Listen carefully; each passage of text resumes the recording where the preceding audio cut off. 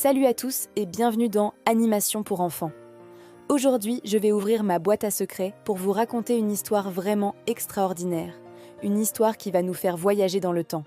Vous êtes prêts? Alors, installez-vous confortablement et c'est parti pour une aventure magique. Imaginez un homme et une femme, Marc et Sophie. Ils ont tous les deux la cinquantaine. Marc a une jolie barbe grise et il porte une veste bleue sans manches, bien pratique pour se promener. Sophie, elle, a de beaux cheveux châtains ondulés un peu grisonnants aux tempes. Elle est vêtue d'une veste beige dorée qui brille un peu au soleil. Un jour, alors qu'ils se baladent tout tranquillement sur une côte sauvage, un endroit magnifique avec la mer et les rochers, ils aperçoivent une arche de brume. Ce n'est pas une brume ordinaire, non. Elle semble scintiller, comme si elle était faite de poussière d'étoiles. Poussés par la curiosité, ils décident d'y aller et de passer au travers. Et là, pouf! En un clin d'œil, tout change. Le paysage n'est plus du tout le même. Ils ne sont plus sur leur côte sauvage. Ils se retrouvent au milieu d'un port de pêche animé, mais un port très très ancien. Il n'y a plus de voitures qui roulent, plus de routes goudronnées, juste des chemins de terre. Plus de bruit de téléphone, plus de lumières électriques. Tout semble venir d'une autre époque.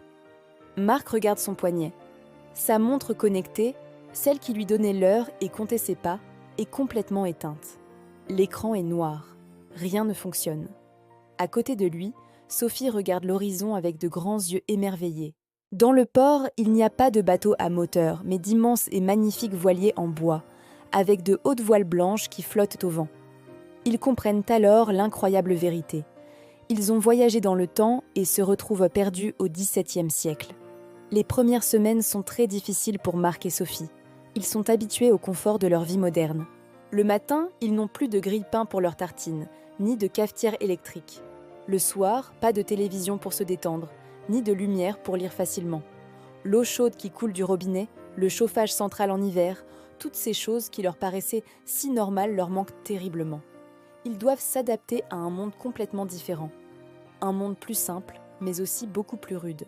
Pour survivre, ils doivent alors participer à la vie du village. Marc, qui passait ses journées devant un ordinateur, apprend à réparer les filets de pêche avec les autres hommes. Chaque jour, assis sur le quai, il sent le vent marin sur son visage et l'odeur du sel dans l'air, tandis que ses mains nouent et dénouent les cordes patiemment. C'est un travail difficile, mais il y met tout son cœur. De son côté, Sophie, qui avait l'habitude de faire ses courses au supermarché, apprend les gestes d'autrefois. Elle apprend à moudre le grain pour faire de la farine, sentant la poussière fine voler autour d'elle. Elle apprend aussi à cuisiner de grandes soupes pour tout le monde dans d'énormes marmites en fonte qui pèsent très lourd, suspendues au-dessus du feu de cheminée. Au fil des mois, quelque chose de merveilleux commence à se produire. Lentement, mais sûrement, Marc et Sophie changent. Ils découvrent la beauté de la solidarité.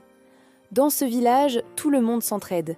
Si quelqu'un est fatigué ou malade, les voisins préparent et apportent de la soupe. Si une maison a besoin de réparation, tout le monde vient donner un coup de main. Ils réalisent que la force d'une communauté est bien plus précieuse que n'importe quel objet. Le soir, au lieu de regarder un écran, ils se rassemblent avec les villageois autour d'un grand feu crépitant.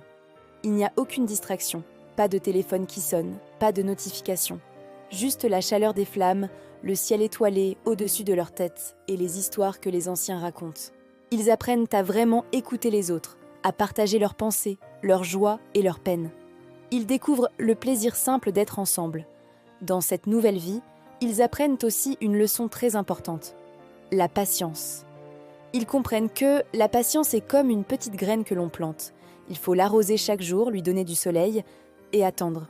Elle ne pousse pas en une nuit, mais avec le temps, elle devient un arbre fort et solide. Réparer un filet prend du temps. Moudre le grain prend du temps, mais le résultat est toujours gratifiant. Et puis, ils découvrent le plus grand des trésors, la gratitude. Ils apprennent que le vrai bonheur ne vient pas des choses que l'on possède, mais de la capacité à être reconnaissant. Ils apprennent à dire merci pour les choses les plus simples. Un morceau de pain encore chaud qui sort du four, un sourire sincère d'un voisin, le chant des oiseaux au lever du soleil. Chaque petit détail de la vie quotidienne devient une source de joie. Leur cœur s'emplit d'un sentiment de profonde gratitude, et avec lui, une sérénité qu'ils n'avaient jamais connue auparavant. Ils se sentent plus apaisés, plus heureux que jamais.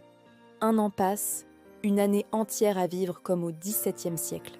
Et puis, Un matin, exactement comme le jour de leur arrivée, la même brume magique et scintillante réapparaît sur la côte. Marc et Sophie se regardent. Ils savent que c'est le moment de rentrer. Le cœur un peu lourd de quitter leurs nouveaux amis, mais remplis de tout ce qu'ils ont appris, ils traversent à nouveau l'arche de brume. Et hop, ils sont de retour dans leur monde, à leur époque. Ils rentrent chez eux. En ouvrant la porte de leur maison, ils restent bouche bée. Leur cuisine moderne, avec son réfrigérateur, son four à micro-ondes et ses plaques à induction, leur semble être un palais royal. L'eau qui coule du robinet est un miracle. L'ampoule qui s'allume en appuyant sur un interrupteur est une pure magie. Ils se regardent et sourient. Leur voyage dans le passé a changé leur regard sur le présent pour toujours. Depuis ce jour, Marc et Sophie ont une nouvelle devise, une phrase qu'ils se répètent souvent. Ne prenez rien pour acquis. Chaque détail de notre vie, même le plus petit, est un cadeau précieux. Un lit confortable, des vêtements propres, un repas chaud, tout est une chance. Cette histoire nous apprend que le bonheur se cache souvent dans les choses simples et dans notre capacité à dire merci. J'espère que ce voyage dans le temps vous a plu. Si vous voulez découvrir d'autres histoires pleines de belles valeurs, n'oubliez pas de vous abonner à Animation pour enfants et d'activer la petite cloche pour ne rien manquer.